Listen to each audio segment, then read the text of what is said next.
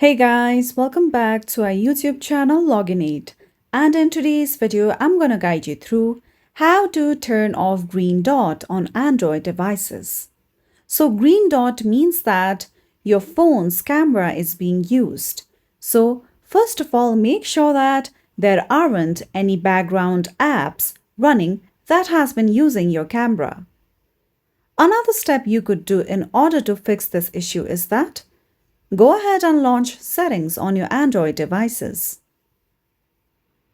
So once you come here, you would have to go to Security and Privacy. So once you come here, scroll down below, and under Privacy, you'll see permissions used in last 24 hours. You can see 3 of the options given.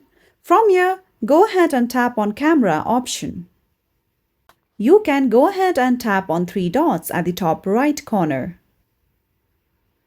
Now, you can tap on the option of Manage Apps with this permission. Now, over here, you can see all the apps that have been using camera on your Android device. Now, if you wish to turn the green dot off, you would have to turn off the camera permission.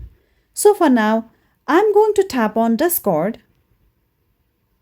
Now, if the option is selected for Allow only while using the app, make sure you tap on the option of Don't Allow.